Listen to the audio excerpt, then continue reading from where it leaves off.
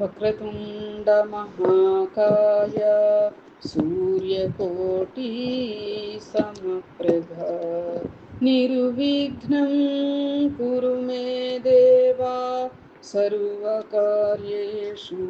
సర్వదా గురు బ్రహ్మా గురుర్విష్ణు గురుర్దేవో మహేశ్వరః గురుః సాక్షాత్ పరబ్రహ్మ తస్మై శ్రీ గురవే నమః. సరదా సరదాంభోజ వదనా వదనాంబుజే సర్వదా సర్వదాస్మాకం సన్నిధిః సన్నిధిం క్రియాత్. ఓం గం గణపతయే నమః. సద్గురవే నమః. శ్రీ మహాసరస్వత్యై నమః. ఓం ద్రాం దత్తాత్రేయాయ నమః. ఓం శ్రీ సాయిరాం. శ్రీ స్వామి సమర్థ జై జై స్వామి సమర్థ. శ్రీ స్వామి సమర్థ జై జై స్వామి సమర్థ.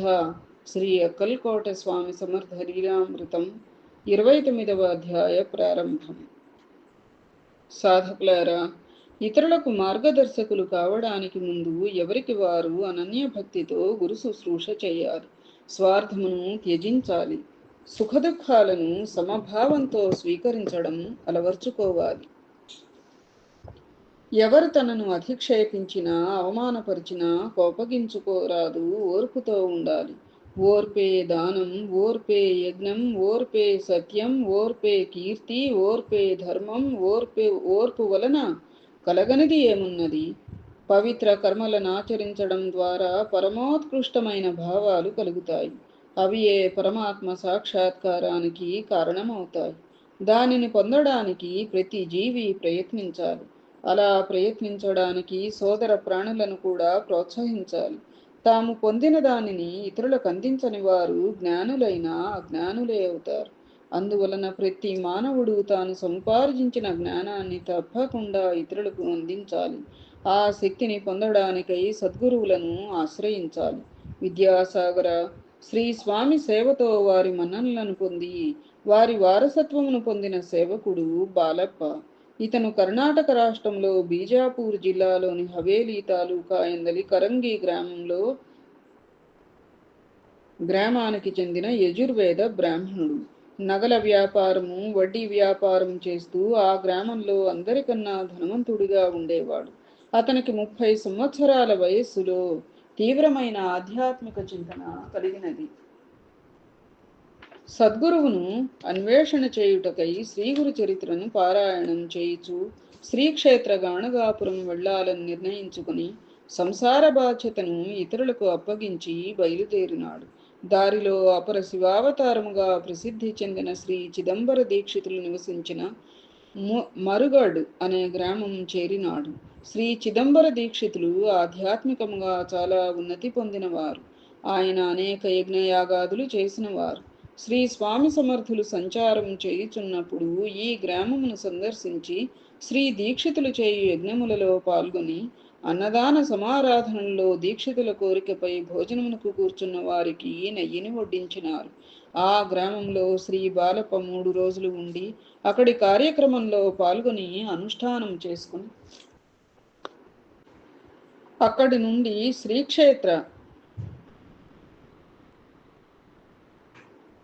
నుండి శ్రీక్షేత్ర గాణగాపురమునకు చేరుకొనినారు. ప్రతిదినము భీమా అమరజానది సంగమంలో స్నానం చేయుచు అక్కడ శ్రీగురు చరిత్రను నిష్ఠగా పారాయణం చేసుకునివారు. మధ్యాహ్నం 5 భిక్ష తెచ్చుకొని ఆ భిక్షాన్నాన్ని నదిలో కడిగి కేవలం ప్రాణం నిలిచి ఉండటం కోసం తినేవారు. నిద్ర మాత్రం శ్రీక్షేత్ర గాణగాపురంలో నిర్గుణ పాదుకా మందిరంలో చేసేవారు. వేకువనే లేచి శ్రీ స్వామి నిర్గుణ పాదుకలను దర్శించి నేరుగా సంగమమునకు వెళ్ళేవారు. ఇట్లు సప్తాహములు పారాయణం అయిన తరువాత ఒకరోజు శ్రీ దత్తాత్రేయ స్వామి బోరి బ్రాహ్మణ వటువుగా స్వప్నంలో కనిపించి అక్కల్కోటలో శ్రీ స్వామి సమర్థులను దర్శించమని చెప్పిరి. తర్వాత శ్రీ స్వామివారు దిగంబరముగా దర్శనం ఇచ్చినారు. అయితే తాను నిద్రలేచేసరికి తన పడక మీద ఒక కాగితం కనిపించింది. దాని మీద తొందరపడవద్దు అని వ్రాసి ఉన్నది. అక్కడే బాలప్ప అదే విధముగా 2 నెలలుండి సాధన అధికం చేశాడు. ప్రతిరోజు శ్రీగురు చరిత్రను పూర్తిగా పారాయణం చేయసాగినాడు. తిరిగి స్వప్నంలో శ్రీ దత్తాత్రేయ స్వామి దర్శనమిచ్చి దీవించి అక్కల్కోట వెళ్ళమని ఆదేశించినారు. తెల్లవారగానే బాలప్ప అక్కడ బ్రాహ్మణుల వద్ద, తోటి సాధకుల వద్ద సెలవు తీసుకుని పాదచారి అయి అక్కల్కోటకు బయలుదేరినాడు. అతనికి దారి పొడవునా అన్ని శుభశకునాలే ఎదురైనాయి. అతను సరిగ్గా శ్రీరామనవమికి అక్కల్కోట చేరినాడు. బాలప్ప అక్కల్కోట చేరిన సమయంలో శ్రీ స్వామి సమర్థులు ఖాన్బాగ్ తోటలో ఉన్నారు. శ్రీ స్వామిని చూస్తూనే తాను స్వప్నంలో దిగంబరంగా చూచిన రూపం శ్రీ స్వామివారే అని గ్రహించి అమాంతంగా ఆయన పాదాలపై పడి శాస్త్రరీతిన వందనములను ఆచరించినాడు. వారికి కలకండను నైవేద్యముగా సమర్పించినాడు. బాలప్ప సద్గురువునికై చేసిన అన్వేషణ పూర్తి అయినది అని, వీరే తన సద్గురుదేవులని అమితమైన ఆనందముతో వారి సన్నిధిలో కూర్చుండిపోయినాడు. శ్రీ స్వామి కూడా బాలప్పను చూచి చాలా సంతోషపడి పకపకా నవ్వినారు. శ్రీ స్వామివారు తోటలోని పూలను తాకి వాటిని సవరించుచు రహస్య సంకేతం ద్వారా అతని పూజలను సేవను అంగీకరించినారు. ఆ తరువాత అతను మురళీధరుని ఆలయంలో బస చేశాడు. తోటలో నుండి శ్రీ స్వామి రాజభవనంలోనికి వెళ్ళినారు. వారు అక్కడే 8 రోజులు ఉండిపోయారు. బాలప్పకు ఈ 8 రోజులు శ్రీ స్వామి దర్శనం దొరకలేదు. అతను అనుక్షణం శ్రీ స్వామినే స్మరించసాగాడు. వారి దర్శనమునకై తహతహలాడినాడు. బాలప్ప మనస్సును ఎరిగిన శ్రీ స్వామి అతనికి రాజభవనంలోనికి పిలిచారు. అతను సమర్పించిన ఖర్జూరపు పండ్లు ప్రసాదంగా శ్రీ స్వామివారు అందరికీ పంచారు గాని బాలప్పకు ఇయ్యలేదు. అతను మొదట బాధపడ్డాడు గాని ఆ తర్వాత అతనికి తెలిసింది, శ్రీ స్వామివారు తమ సేవలో ఉంచుకొని వారికి ప్రసాదం పెట్టరు అని. అతను గొప్ప ధనవంతుడైనప్పటికీ ఆశలేనివాడు.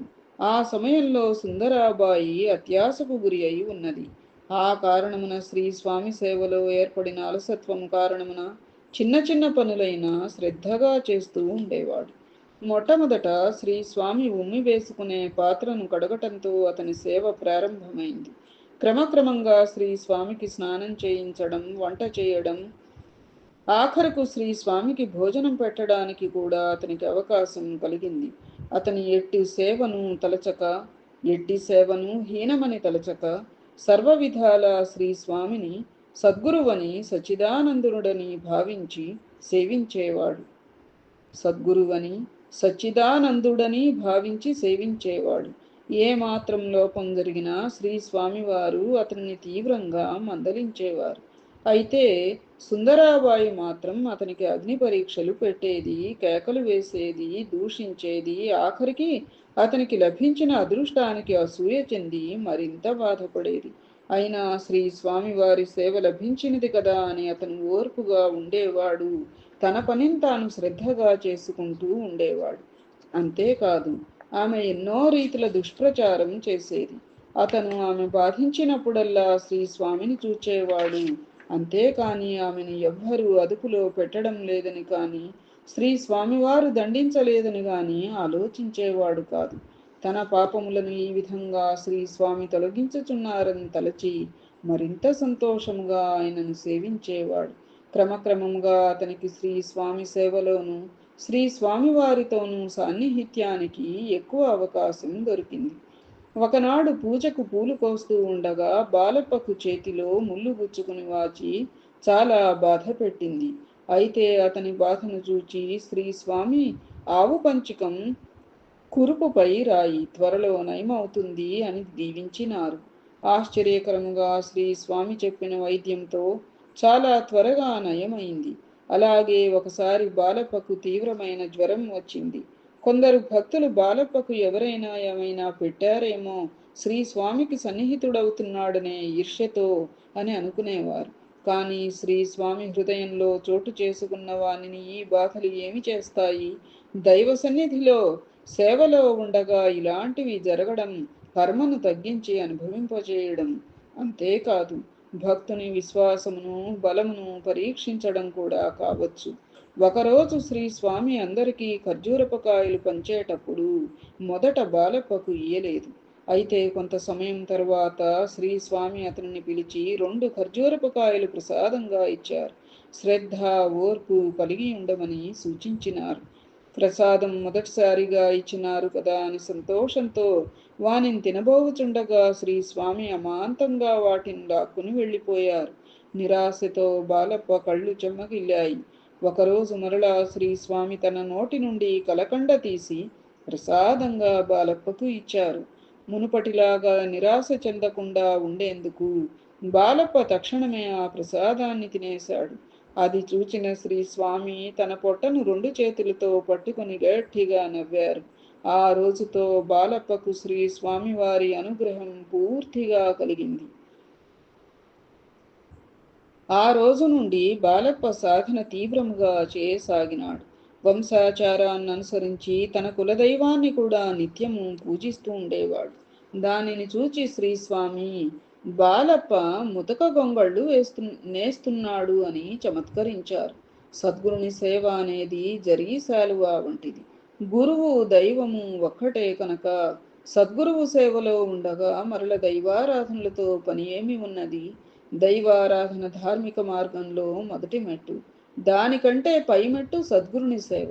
అందువలన బాలప్పను పూర్తిగా తనవానిగా చేసుకొనుటకుగాను శ్రీ స్వామి సమర్థులు అలా అనేవారు. అంతేకాదు, ఒకసారి బాలప్పను ఒక శూద్రుని ఇంటలో ఉన్న బావిలో నుండి మంచినీళ్లు తీసుకురమ్మని ఆజ్ఞాపించారు.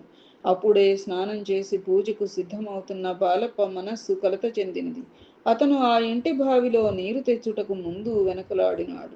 వెంటనే శ్రీ స్వామి గద్దించి, భగవంతుని దృష్టిలో అందరూ సమానులే, నీరు తీసుకురా పో అన్నారు. బాలప్ప సద్గురుదేవుని ఆజ్ఞను మేరలేక వెళ్ళి నీరు తెచ్చినాడు. అప్పుడు శ్రీ స్వామి బాలప్పకు కులభేదాలు పాటించుట తప్పని, సర్వజీవులు ఆ పరమేశ్వరుని సంతానమేనని, వారి పట్ల ప్రేమ దయ కలిగి ఉండాలని, శరీరధారులైన వారి పట్ల ద్వేషం భేదం ఉండకూడదని ప్రబోధించినారు. బాలప్పకు తాను రోజు చేసుకునే ధ్యానంలో ఏకాగ్రత కుదిరేది కాదు. అనేక ఆలోచనలు, సందేహాలు ఒకదాని తరువాత ఒకటి తలెత్తుతూ ఉండేవి. దీనిని ఒకసారి శ్రీ స్వామి వారి వద్ద నివేదించుకున్నాడు. శ్రీ స్వామి దగ్గరకు రమ్మని ఆయన వీపుపై గట్టిగా చిరిచారు. వీపు మీద శ్రీ స్వామి వేళ్లు అచ్చుతేలాయి. తక్షణమే బాలప్ప సమాధి స్థితిలోనికి వెళ్ళాడు. ఆ స్థితిలో చాలాసేపు ఉండి దివ్యానుభూతి పొందాడు. శ్రీ స్వామి బాలప్పకు ఒక తులసిమాల ప్రసాదించారు. అప్పటి నుండి అతని జపధ్యానాదులు ఏ ఆటంకము లేకుండా సాఫీగా సాగి ఆధ్యాత్మికంగా ముందుకు సాగినవి. శ్రీ స్వామి అప్పుడప్పుడు అక్కల్కోట చుట్టూ ఉన్న ఊళ్లకు వెళ్ళి అక్కడ కొన్ని రోజులుండి తిరిగి వస్తూ ఉండేవారు. బాలప్ప మాత్రం అక్కల్కోటలోనే ఉండి నిత్య పూజ, జప ధ్యానాదులు చేసుకునేవాడు. ఆ సమయంలోనే రాజా మాలోజీరావు గారు సుందరాబాయిని శ్రీ స్వామి సేవ నుండి తొలగించి బాలప్పను నియమించినారు. బాలప్ప ఏ విధముగానూ తన కర్తవ్యంలో లోపం రానిచ్చేవాడు కాదు. ఆ తరువాత అతను అన్నీ మరిచి సద్గురుదేవునే సకల దేవతా రూపంగా భావించి పూజింపసాగినాడు. దానితో చక్కని సాధకుడు కాగలిగినాడు. ఇలా ఉండగా ఇంకా కొలది కాలమునకు శ్రీ స్వామి నిర్యాణం జరుగుతుంది అనగా ఒక రోజున బాలప్పను పిలిచి తన పేరును ముద్రించిన బంగారు ఉంగరాన్ని స్వయంగా అతని వేలుకు తొడిగారు. తరువాత బాలప్ప శిరస్సు మీద తన చేతి నుంచి, నా రాజముద్రిక నీకు ఇస్తున్నాను, దీని వలన నీకెప్పుడు ద్వారాలు తెరిచే ఉంటాయి, నా అధికారాన్ని, నా శక్తులను యావత్తూ నీకిచ్చేస్తున్నాను, నీ కార్యం నిర్విఘ్నంగా కొనసాగించగలుగుతావు అన్నారు. అతనిని ఆలింగనం చేసుకున్నారు. తన మెడలోని రుద్రాక్షమాలను అతని మెడలో వేసినారు. తన చొక్కానొక దానిని స్వయంగా తొడిగి ఒక కౌపీనాన్ని కూడా ఇచ్చారు.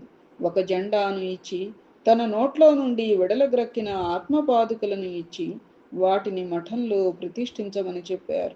సదా ఔదుంబర వృక్షపు నీడలో ఉండమని, అక్కడే ఒక మఠాన్ని స్థాపించమని ఆదేశించారు. ఈ కార్యక్రమమంతా బాలప్పను యోగి అని దీవించి సన్యాసాశ్రమం ఇచ్చిన విధంగా ఉన్నది. ఆనాటి నుండి బాలప్ప మహారాజుగా మారిపోయినాడు. వారిని అనేకులు అనుసరించినారు. శ్రీ స్వామి ఆదేశానుసారం బాలప్ప మహారాజ్ మఠమును నిర్మాణం చేసినారు. బాలప్ప మఠ నిర్మాణమునకు స్థలాన్ని వెతుకుచుండగా శ్రీ ఆంజనేయ స్వామి ప్రత్యక్షమై అందుకు యోగ్యమైన స్థలాన్ని తామే చూపించారు. అక్కడ మఠ నిర్మాణం సాగినది. అందులోనే శ్రీ స్వామి ప్రసాదించిన పాదుకలను ప్రతిష్ఠించారు. దీనినే బాలప్ప మఠంగా పిలుచుచున్నారు. వీరు దీనిని కేంద్రంగా చేసుకుని శ్రీ స్వామి నిర్యాణం చెందిన తరువాత 32 సంవత్సరముల వరకు అనేక మందిని సన్మార్గంలో నడిపిస్తూ దైవ కార్యం కొనసాగించి సిద్ధి పొందారు. అదే నేటి ప్రఖ్యాతమైన బాలప్ప మఠం. శివ శివ శివ శివ శివాయ నమః, హర హర హర హర హరాయ నమః, ఓం శివాయ నమః, ఓం హరాయ నమః, ఓం శివాయ నమః, ఓం హరాయ నమః, ఓం. ఇది విద్యాసాగర శ్రీ నిత్యానంద యోగి సంవాద రూపమున శ్రీ దత్తాత్రేయ సంప్రదాయ శిష్య పరంపరలోని శ్రీ శ్రీ శ్రీ స్వామి విఠలానంద సరస్వతి మహారాజ్ శ్రీ విఠల్ బాబాజీ విరచిత శ్రీ అక్కల్కోట స్వామి సమర్థ లీలామృతం 29వ అధ్యాయం సంపూర్ణం. ఏతత్ఫలం సర్వం సద్గురుచరణారవిందార్పణమస్తు. సద్గురవే నమః. శ్రీమాత్రే నమః. ఓం ద్రాం దత్తాత్రేయాయ నమః. శుభం భూయాత్.